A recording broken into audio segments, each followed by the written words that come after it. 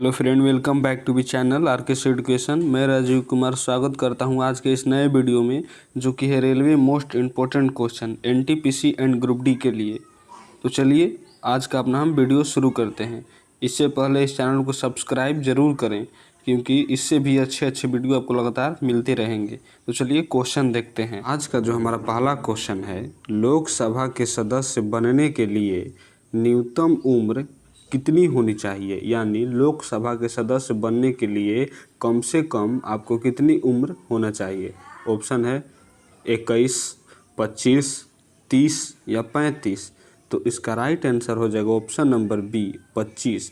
लोकसभा के सदस्य बनने के लिए आपको 25 वर्ष का होना पड़ेगा। ठीक है, चलिए इसके बारे में देख लेते हैं थोड़ा सा।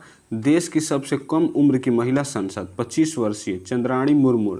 क्या नाम है इनका? चंद्राणी मुर्मू। ये कहाँ की है? ये उड़ीसा राज्य की है। ठीक है फ्रेंड, 2019वीं लोकसभा चुनाव से ये जीती हुई है। ठीक है, चलिए नेक्स्ट क्वेश्चन देखते हैं। बेरी बेरी रोग किस कारण से होता है? ऑप्शन है विटामिन ए की कमी से, विटामिन B1 की कमी से, प्रोटीन की कमी से या जीवाणु की कमी से।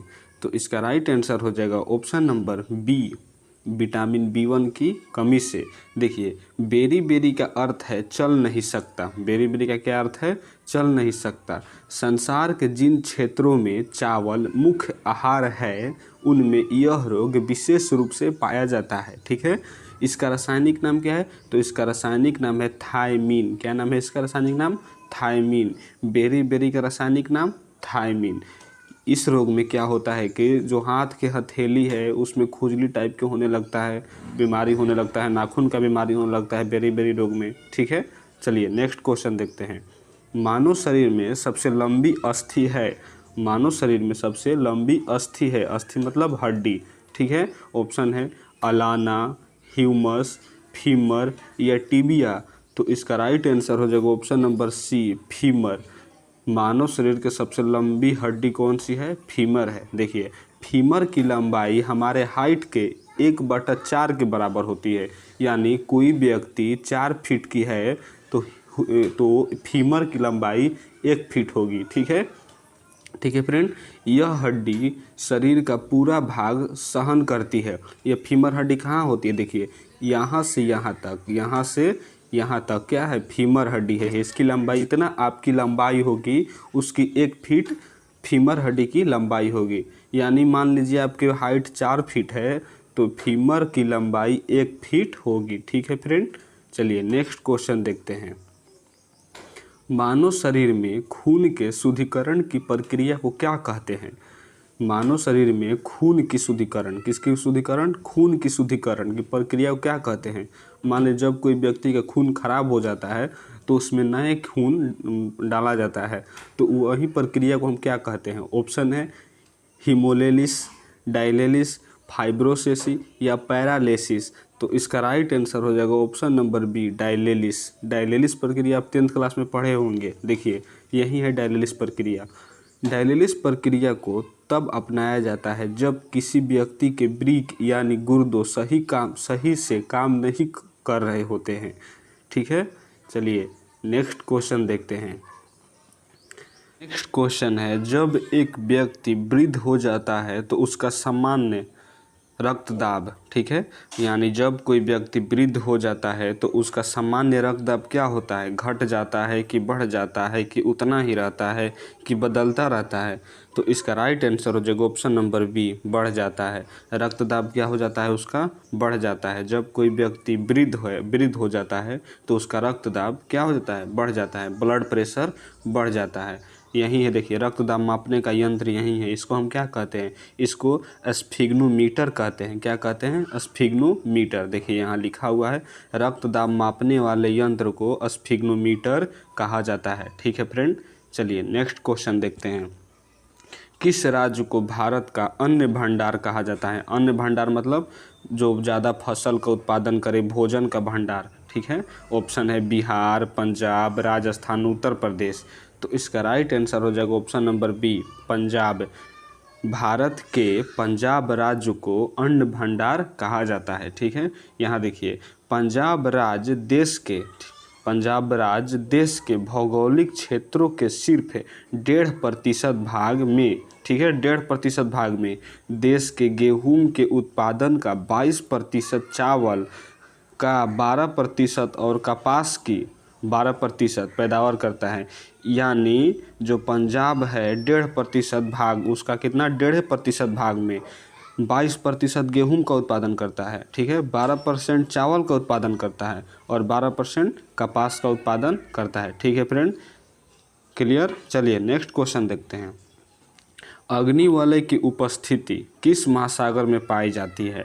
अग्निवलय की उपस्थिति किस महासागर में पाई जाती है? ऑप्शन है प्रशांत महासागर, अटलांटिक महासागर, हिंद महासागर या आर्कटिक महासागर। तो इसका राइट आंसर हो जाएगा ऑप्शन नंबर ए, प्रशांत महासागर। चलिए इसके बारे में देख लेते हैं।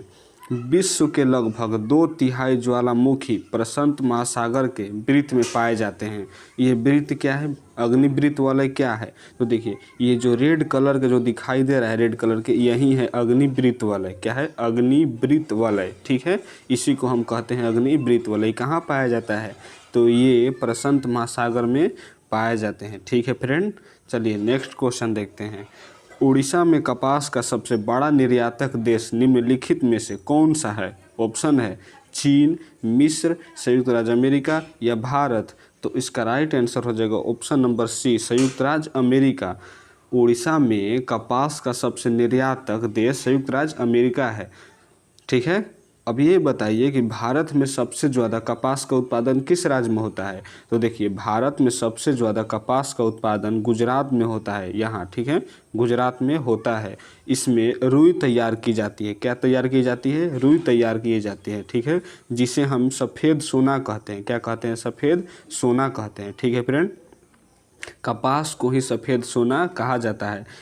7 अक्टूबर को कपास दिवस मनाया जाता है। देखिए यहाँ से कितना जीके निकला, ठीक है, 7 अक्टूबर को कपास दिवस मनाया जाता है और सफ़ेद सोना कपास को ही कहा जाता है। भारत में सबसे ज़्यादा कपास उत्पादन गुजरात राज्य में होता है। ठीक है, अब विश्व में सबसे ज़्यादा कपास उत्पादन कहाँ होता है? तो विश्व में सबसे ज़्यादा कपास उत्पादन चीन में होता है। क्लियर। चलिए नेक्स्ट क्वेश्चन देखते हैं। किस विधि के द्वारा समुद्री पानी को शुद्ध किया जाता है? किस विधि के द्वारा समुद्री पानी को शुद्ध किया जाता है? ऑप्शन है वाष्पीकरण विधि, फ्रैक्शनल आवासन या निष्पादन या आसवन। तो इसका राइट आंसर हो जाएगा ऑप्शन नंबर डी, आसवन। क्या? आसवन। आसवन विधि द्वारा समुद्री पानी को शुद्ध किया जाता है। यही है शुद्धिकरण मशीन। ये तो छोटा है, बहुत बड़ा बड़ा मशीन होता है। चलिए इसके बारे में देख लेते हैं। आसवन किसी मिश्रित द्रव के उसके वाष्पन सक्रियाओं के अंतर के आधार पर उन्हें अलग करने की क्या है? विधि है। क्या है? विधि है। चलिए नेक्स्ट क्वेश्चन। प्रोजेक्टर में कौन से लेंसों का उपयोग होता है? ये प्रोजेक्टर मशीन है। ये क्या है? Projector machine. यहाँ पर जो आपको दिखाई दे रहा है ये यही पूछ रहा है कि इसमें कौन सा लेंस का उपयोग होता है। प्रोजेक्टर में कौन सा लेंस का उपयोग होता है? ऑप्शन है उत्तल लेंस, अवतल लेंस, ध्रुवीय लेंस या दोनों, ए और बी दोनों, यानी उत्तल लेंस अवतल लेंस दोनों। तो इसका राइट आंसर हो जाएगा ऑप्शन नंबर ए, उत्तल लेंस। कौन लेंस? उत्तल लेंस। प्रोजेक्टर में कौन सा लेंस उपयोग होता है? उत्तल लेंस। यहाँ देखिए, यहाँ डॉक्टर आँख और कान नाक देखने के लिए उत्तल लेंस का प्रयोग करते हैं। आँखों में दूरदृष्टि दोष के निवारण में उत्तल लेंस का चश्मा लगाया जाता है। एग्जाम में क्वेश्चन आते हैं कि दूरदृष्टि दोष के निवारण के लिए कौन सा लेंस का उपयोग होता है? तो उत्तल लेंस का। कौन सा लेंस का? उत्तल लेंस का। ठीक है, क्लियर। चलिए नेक्स्ट क्वेश्चन। सूर्य के प्रकाश के कौन से हिस्से में हमें गर्माहट महसूस होती है? यानी जो सूर्य के प्रकाश आते हैं उसके कौन से हिस्से में हमें गर्माहट महसूस होती है? ऑप्शन है दृश्य विकिरण, इंफ्रारेड, लाल विकिरण या पराबैंगनी किरण। तो इसका राइट आंसर हो जाएगा option number B, infrared. Infrared से सूर्य के प्रकाश के जो आते हैं किरणें, वहीं इंफ्रारेड से हमें गर्माहट महसूस होती है। ठीक है फ्रेंड, चलिए नेक्स्ट क्वेश्चन। वायु में ध्वनि की चाल कितनी होती है, यानी हवा में ध्वनि की चाल जो हमारे आवाज़ है इसकी चाल कितनी होती है। ऑप्शन है 330 मीटर प्रति सेकंड, 332 मीटर प्रति सेकंड, 334 मीटर प्रति सेकंड या 336 मीटर प्रति सेकंड। तो इसका राइट आंसर हो जाएगा ऑप्शन नंबर बी 332 मीटर प्रति सेकंड। यहाँ देखिए, वायु में ध्वनि की चाल 0 डिग्री सेल्सियस पर 332 मीटर प्रति सेकंड, 0 डिग्री पर कितना 332 मीटर प्रति सेकंड, और 20 डिग्री सेल्सियस पर कितना 343 मीटर प्रति सेकंड होता है। ठीक है फ्रेंड, ध्यान रखिएगा, 0 डिग्री पर ध्वनि की चाल 332 मीटर प्रति सेकंड और 20 डिग्री सेल्सियस पर ध्वनि की चाल 343 मीटर प्रति सेकंड। ठीक है, क्लियर। चलिए नेक्स्ट क्वेश्चन। इसरो ने 29 मार्च 2018 को कौन सा संचार उपग्रह लॉन्च किया। ऑप्शन है GS-6A, GS-86-2B, PS-84E, XPT-1। तो इसका राइट आंसर हो जाएगा ऑप्शन नंबर ए GS-86A। देखिए यहाँ यही है GS-80, यही उपग्रह लॉन्च किया है भारत ने 29 मार्च 2018 को।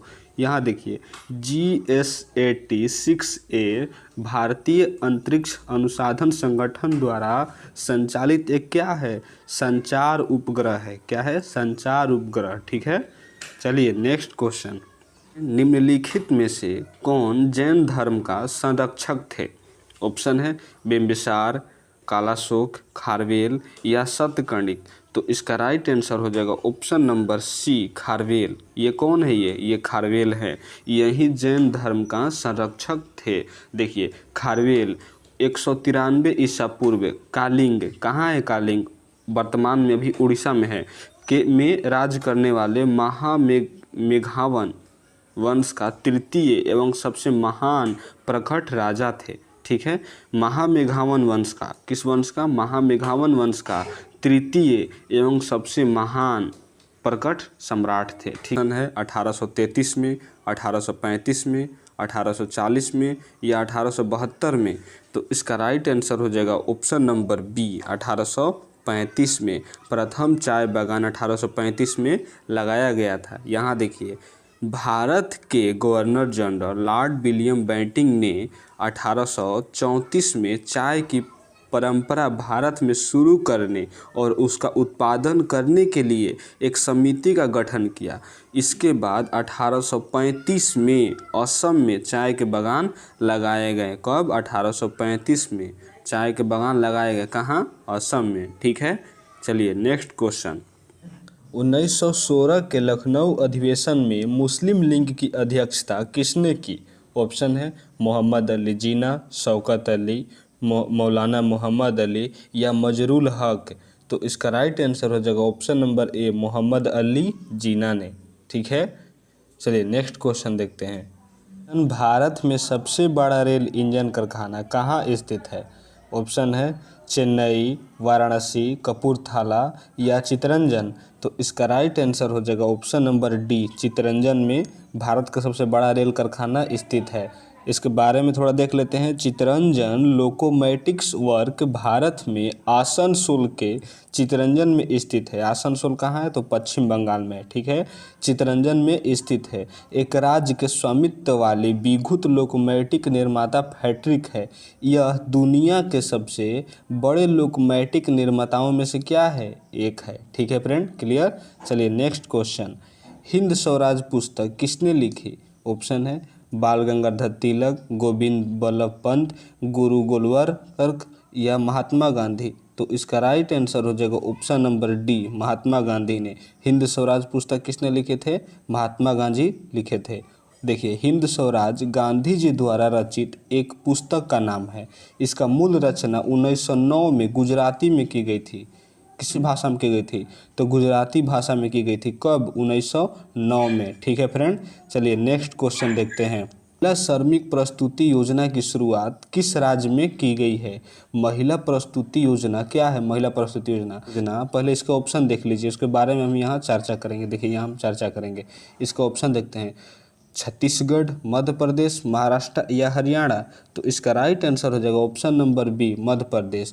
महिला श्रमिक प्रस्तुति योजना मध्य प्रदेश राज्य द्वारा शुरू की गई है। अब हम जानेंगे महिला प्रस्तुति योजना क्या है। तो देखिए, मध्य प्रदेश की आर्थिक रूप से कमजोर और श्रमिक वर्ग की गर्भवती महिलाओं को आर्थिक सहायता प्रदान करने के लिए राज्य सरकार द्वारा 1 अप्रैल 2018 में शुरू की गई है। यह जो महिला श्रमिक प्रस्तुति योजना है, यह मध्य प्रदेश सरकार द्वारा 1 अप्रैल 2018 को शुरू की गई है। ठीक है, इस योजना के अंतर्गत मध्य प्रदेश में गरीबी रेखा के नीचे यानी बीपीएल के नीचे आने वाले मजदूर परिवारों की गर्भवती महिलाओं को गर्भावस्था के दौरान आर्थिक रूप से मजबूत करने के लिए और अच्छे जीवन यापन करने के लिए सरकार द्वारा कितना रुपए? 16,000 रुपये की वित्तीय सहायता प्रदान की जाएगी। ठीक है फ्रेंड, चलिए नेक्स्ट क्वेश्चन क्लियर हो गया। चलिए नेक्स्ट क्वेश्चन देखते हैं। डायनेमो किस सिद्धांत पर कार्य करता है? ऑप्शन है लेंज का नियम, बाएं हस्त का नियम या दक्षिणी हस्त नियम या विद्युत चुंबकीय प्रेरणा। तो देखिए यही है डायनेमो, जिसे जनरेटर भी कहते हैं। तो इसका राइट आंसर हो जाएगा ऑप्शन नंबर डी, विद्युत चुंबकीय प्रेरण के सिद्धांत पर यह डायनेमो कार्य करता है। देखिए यहाँ एक डायनेमो, इसका अर्थ है पावर, मूल रूप से विद्युत जनरेटर का दूसरा नाम है। विद्युत जनरेटर का दूसरा नाम क्या है? डायनेमो है। आमतौर पर इसका तत्व पर एक जनरेटर या जनित्र से होता है जो कम्यूटेटर के उपयोग से डिस्ट धारा उत्पन्न करता है। कौन धारा उत्पन्न करता है? डिस्ट धारा यानी डायरेक्ट करंट। तो आता है क्वेश्चन एग्जाम में, डायनेमो कौन से करंट उत्पन्न करता है? तो डायरेक्ट करंट उत्पन्न करता है, डिस्ट धारा उत्पन्न करता है। ठीक है फ्रेंड, चलिए next question. Plaster of Paris का रासायनिक सूत्र क्या है? ऑप्शन है CaSO4 × ½ H2O, CaSO4 × H2O, CaSO4 H2O या CaSO4 2H2O। तो इसका राइट आंसर हो जाएगा option number A, CaSO4 × ½ H2O plaster of Paris का सूत्र है। जैसा कि आप देखते हैं कि किसी भी व्यक्ति का हाथ या पैर टूट जाता है तो उसका प्लास्टर किया जाता है। देखिए यही है, इसके बारे में देख लेते हैं। यदि विशुद्ध जिप्सम CaSO4 × 2H2O को 1000 से 1900 डिग्री सेल्सियस तक गर्म किया जाए तो जलांश का 3/4 भाग निकल जाता है और परिमाणी पदार्थ प्लास्टर ऑफ पेरिस यानी CaSO4 × ½ H2O बनता है। ठीक है फ्रेंड, चलिए नेक्स्ट क्वेश्चन। एग्जाम वॉरियर्स किसकी रचना है? ऑप्शन है मनमोहन सिंह, नरेंद्र मोदी, एस श्रीधरन या पी चिदम्बरम। तो इसका राइट आंसर हो जाएगा option number B, Narendra Modi. Narendra Modi ने एग्जाम वॉरियर्स की रचना किए हैं। देखिए यहाँ देखिए, 3 फरवरी 2018 को विदेश मंत्री सुषमा स्वराज और मानव संसाधन विकास मंत्री कौन? प्रकाश जावड़ेकर ने पुस्तक एग्जाम वॉरियर्स का लोकार्पण किया। क्या किया? लोकार्पण किया। यह पुस्तक प्रधानमंत्री नरेंद्र मोदी द्वारा लिखा गया है। ठीक है फ्रेंड, क्लियर। चलिए नेक्स्ट क्वेश्चन देखते हैं। नेक्स्ट क्वेश्चन है, जलियांवाला बाग हत्याकांड के समय भारत का वायसराय कौन था? ऑप्शन है कैनिंग, चेम्सफोर्ड, रिपन या कर्जन। तो इसका राइट आंसर हो जाएगा option number B, Lord Chelmsford था। यही है लॉर्ड चेम्सफोर्ड, इसी ने जलियांवाला बाग हत्याकांड कराया था। तो वीडियो अच्छा लगा हो तो चैनल को सब्सक्राइब करना ना भूलें, क्योंकि ऐसे ही वीडियो आपको लगातार मिलते रहेंगे। ठीक है फ्रेंड, और जो बगल में बेल आइकन है उसको ज़रूर प्रेस करें, क्योंकि जो मैं अगला वीडियो डालूँ तो आपका नोटिफिकेशन पहुंच जाए। ठीक है।